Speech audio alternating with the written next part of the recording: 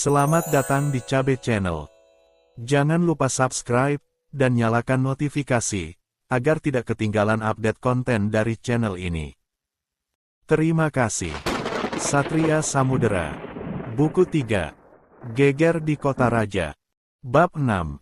Setelah mendapat lampu hijau, Lembu Geni menoleh pada Gajah Seto. Panggil dia kemari. Gajah Seto menjura dan bergegas pergi. Tak perlu lama, dia sudah datang kembali diiringi seorang pemuda berbaju biru yang berjalan dengan tenang. Semua mata tertuju pada Satria yang kini berdiri di samping Lembu Geni.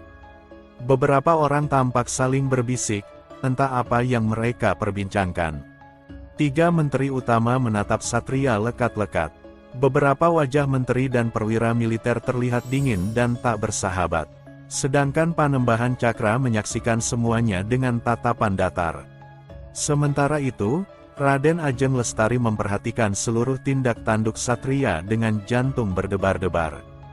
Bagaimanapun, pertemuan kali ini dirancang untuk mendorong Satria ke pusaran konflik. Meski Lembu Geni berpesan agar kali ini tak terlalu mencolok, tetap saja keselamatan Satria jadi taruhan.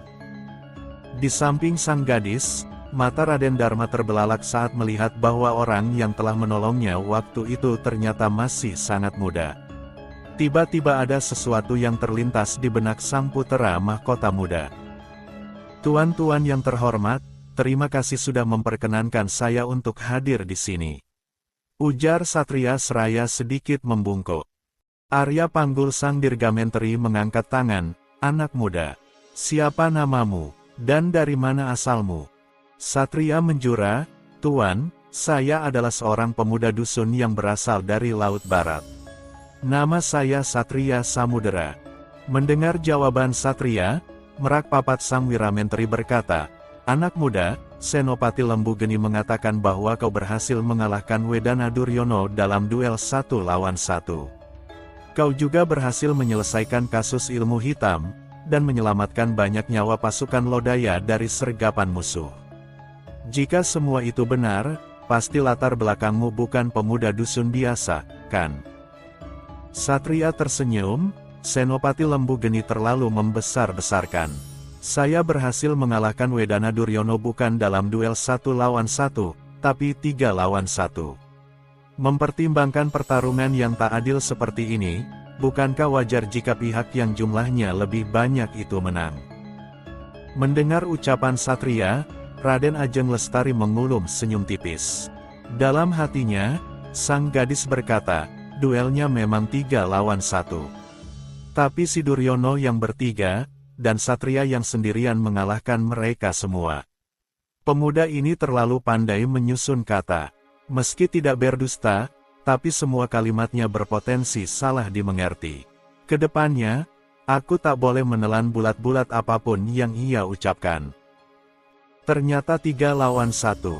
Sekarang baru masuk akal. Melihat usiamu, tentu kau belum lama belajar bela diri. Tak mungkin kau dapat mengalahkan Duryono sendirian, komentar Jaka Daring dengan nada sinis. "Itu benar," sambung seseorang yang lain dari barisan para perwira. Badannya tinggi dan tegap. Meskipun jabatan terakhirnya adalah seorang Wedana, Adi Duryono seharusnya menjadi seorang senopati. Sayang, pada saat ujian terakhir, ia harus absen karena mengurusi ibunya yang sakit. Lembu Geni hanya tersenyum tipis melihat komentar-komentar miring itu. Sedangkan Satria, ia sama sekali tak peduli. Ekspresi dan sikapnya tetap tenang, seakan tak ada yang terjadi. "Baiklah," Bayan Sukma sang Dharma Menteri akhirnya bicara. "Anak muda, mengingat jasamu, sedikit banyaknya kami harus memberikan penghargaan. Apakah ada sesuatu yang kau minta?" Satria mengatupkan tangan. "Tuan, saya melakukan semua itu hanyalah sebagai bentuk pengabdian saya kepada negara." Mendengar itu, Bayan Sukma dan lainnya mengangguk-angguk. Mereka salut dengan semangat kepahlawanan dan ketulusan pemuda berbaju biru ini. Pada saat inilah, Satria tiba-tiba berkata, "Namun, karena Tuan sudah menanyakan, maka saya tak akan sungkan. Tolong berikan kepada saya 1 juta gabak dan sebidang tanah yang kira-kira cukup untuk membangun 30 rumah. Sambung Satria sambil sedikit membungkuk. Mata Bayan Sukma sedikit membesar. Raden Ajeng Lestari bahkan hampir terbatuk mendengar permintaan yang keterlaluan ini. Urat di pelipis Lembu Geni sedikit menegang. Para menteri dan para perwira menjadi gusar. Bahkan Panembahan Cakra mau tak mau jadi memicingkan mata. Dalam waktu singkat, suasana menjadi sedikit gaduh. Arya Panggul mengangkat tangan. Meski masih mencekam, suasana kembali diam. Lalu, salah satu dari 3 menteri utama ini bertanya, "Anak muda, apa kau tahu akan apa yang kau minta ini?" Satria tersenyum, "Saya tahu." "Bukankah itu sedikit tidak pantas?" tanya Merakpapat sang Wiramenteri dengan tatapan tajam. Satria menggeleng, "Jadi maksud Tuan adalah, nyawa dari Tuan Puteri dan putra mahkota yang saya tolong waktu itu, tak lebih berharga ketimbang hadiah kecil yang saya minta." Mendengar jawaban ini, Merakpapat sedikit meradang. Di antara 3 menteri utama, dialah yang paling tidak sabaran. Melihat situasi yang tidak kondusif, Lembu Geni berkomentar, "Raden, apakah kamu tahu hadiah apa yang kamu minta itu?" Satria menggeleng, "Saya harap Kanjeng Senopati Sudi memberi tahu saya." Sebelum Lembu Geni menjawab, seorang perwira berdiri dengan tangan menunjuk, "Anak kampung. Kamu meminta penghargaan yang biasanya diberikan pada seorang perwira militer. Apakah kamu layak? Kamu hanyalah seorang sipil. Bahkan aku dan Lembu Geni harus menjadi senopati terlebih dahulu, lalu membuat jasa di medan perang, barulah mendapatkan penghargaan seperti itu." Satu demi satu, suara ketidaksukaan terdengar. Soma dan Gajah Seto saling pandang. Keadaan kali ini sangat di luar rencana. Keduanya kompak menatap Lembu Geni yang juga terlihat memasang tampang bingung. "Anak muda, kau lihat sendiri bahwa permintaanmu ditolak oleh para menteri sipil dan pejabat militer. Apakah kau tidak ingin berubah pikiran?" tanya Bayan Sukma dengan wajah muram. Satria mengangkat bahu dengan santai, "Tuan, saya adalah pemuda dusun yang miskin dan berpikiran sederhana. Saya berharap istana mengabulkan permintaan saya tadi." Mendengar jawaban Satria, Bayan Sukma terdiam. Pada saat inilah, Panembahan Cakra mengangkat tangan dan berkata, "Berikan pada pemuda itu apa yang ia minta." Segenap hadirin memandang ke arah sang Panembahan Agung dengan mimik wajah protes. Namun, belum sempat mereka menyuarakan pendapat, Panembahan Cakra kembali berkata, "Kemudian, mengingat hadiah yang dimintanya adalah penghargaan perwira tinggi militer, maka pemuda ini harus mengikuti ujian naik tingkat ke senopati. Jika lulus, berikan apa yang ia minta." Mendengar itu, semua yang hadir kembali terkejut. Para menteri dan perwira militer saling pandang satu sama lain. "Hei, bukankah ini terlalu berat?" bisik Artomo, sang menteri urusan air. Danala, sang menteri urusan tanah menjawab, "Benar. Kurasa pemuda konyol ini hanya cari mampus saja." Mahesa Gubah yang merupakan rekan seperjuangan Lembu Geni berdiri, "Panembahan Cakra.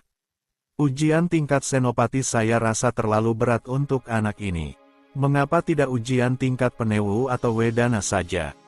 Panembahan Cakra menjawab, "Jika ia sudi menurunkan permintaannya, maka tingkat ujian akan diturunkan. Tapi, jika ia ingin mendapatkan penghargaan laksana seorang senopati, maka ia harus membuktikan kemampuan. Kurasa, ini adalah syarat yang masuk akal. Menurutmu juga begitu, kan?" tanya Panembahan Cakra seraya menatap dalam ke arah Satria. Pemuda berbaju biru itu mengangguk, "Panembahan Agung Lodaya adalah orang yang bijaksana. Menurut saya, apa yang Tuan sampaikan adalah hal yang pantas." Panembahan Cakra mengangguk, "Baiklah, karena ia sudah setuju, maka ujian akan dilaksanakan dalam waktu setengah purnama." Lalu, sambil menoleh pada Arya Panggul, Panembahan Cakra berujar, "Dirgamenteri, sebagai menteri utama yang mengurusi perang, ujian ini aku serahkan kepadamu." Arya panggul menjura, siap, Panembahan Agung.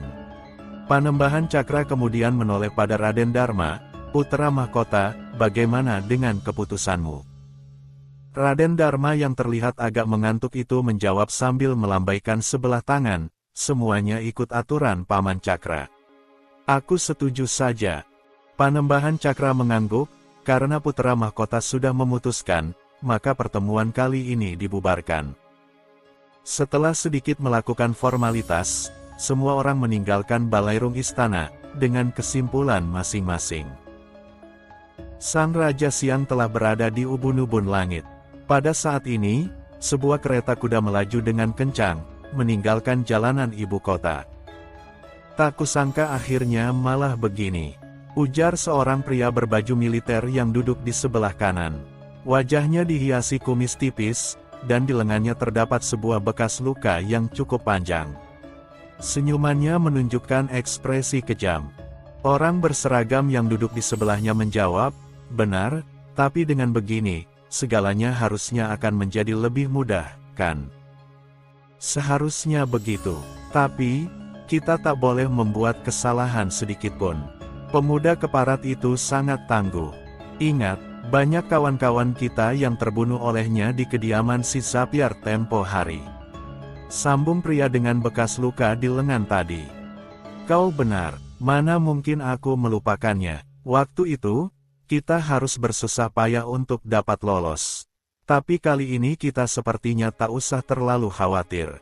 Dengan bantuan orang itu, aku yakin tujuan kita bisa segera tercapai. Sementara itu, di kediaman Senopati Lembu Geni, tampak sang Senopati sedang berjalan memasuki ruang tengah dengan langkah cepat. Wajahnya menyiratkan sedikit ketegangan. Sialan, maki Lembu Geni sembari meninju dinding hingga hampir retak. Dia Arika yang mendengar suara hantaman itu buru-buru berlari mendekat. Kakang, ada apa? Lembu Geni tak menjawab. Ia mendudukkan dirinya di atas kursi rotan dengan kasar. Melihat suaminya seperti sedang suntuk, dia Arika tak lagi bertanya. Wanita itu segera menuangkan segelas minuman, dan meletakkannya di atas meja. Untuk beberapa saat, keduanya tak ada yang bersuara. Dia Arika membiarkan suaminya terdiam untuk menenangkan diri. Terbukti, setelah beberapa saat, Lembu Geni akhirnya membuka suara. Tadi kita sedikit kehilangan momentum. Panembahan Cakra meminta agar aku mengirimkan anggota Pasakwarta untuk turut menjaga kediaman Bibi. Apa? Pasakwarta ditugaskan untuk menjaga Maharani. Bukankah jika ada apa-apa maka kita jadi terseret juga? Dia Arika terkejut. Lembu Geni mendengus. Memang itulah yang mereka kehendaki. Awalnya, hanya divisi Gagawira yang ditugaskan. Namun, Panembahan Cakra meminta agar aku turut mengirimkan orang. Dia Arika tanpa sadar mengelus-elus perutnya. Wajah wanita itu jelas diliputi kecemasan. Menyadari keadaan sang istri, Lembu Geni memaksakan senyum. Kamu jangan terlalu memikirkannya. Rencanaku sedikit meleset, tapi aku masih bisa sedikit bermanuver. Pada saat ini, seorang pengawal tiba-tiba masuk. Gusti Senopati, di depan ada Wedana Soma dan wakilnya yang meminta untuk bertemu. Lembu Geni mengangguk, biarkan mereka masuk. Tak banyak basa-basi, pengawal itu segera pamit. Sekejap kemudian, Soma dan Gajah Seto sudah duduk di hadapan Lembu Geni. Bagaimana? Apa kalian mendapatkan kabar? Tanya Lembu Geni sedikit tak sabar.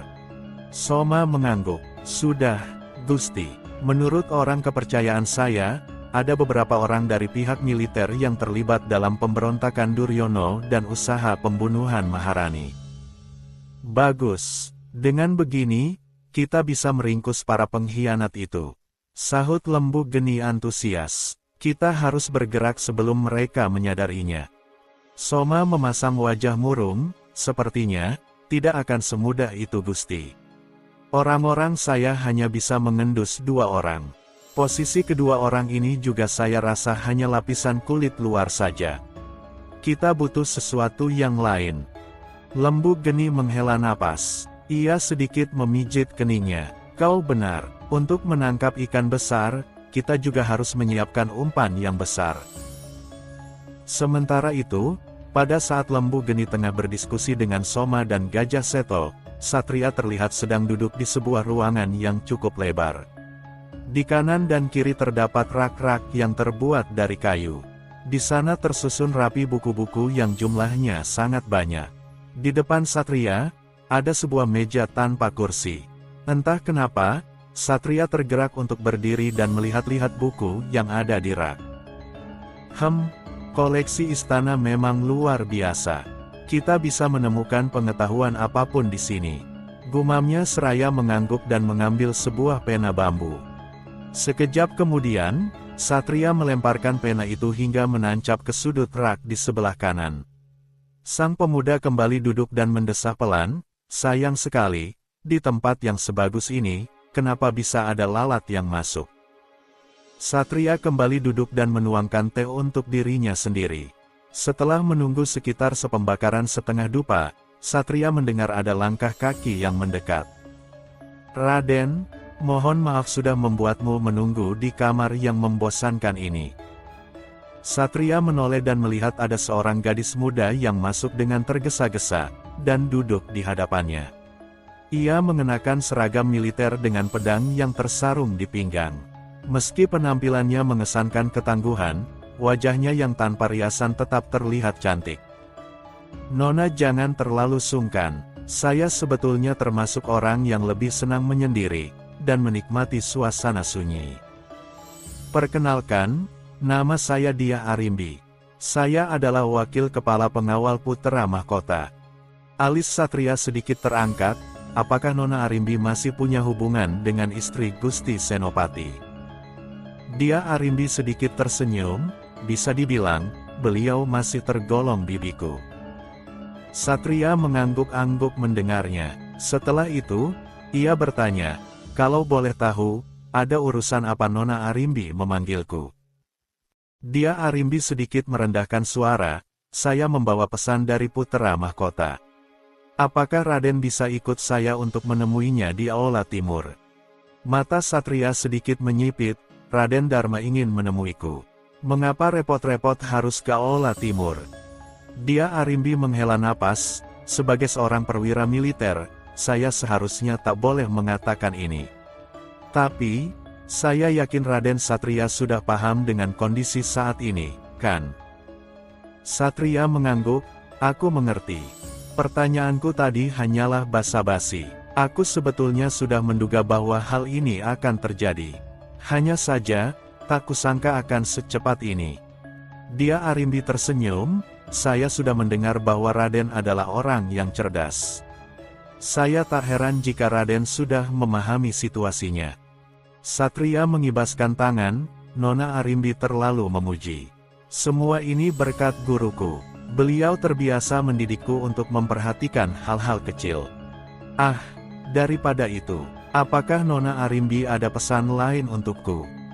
Dia Arimbi terkejut, bagaimana Raden juga mengetahui bahwa saya masih punya pesan lain?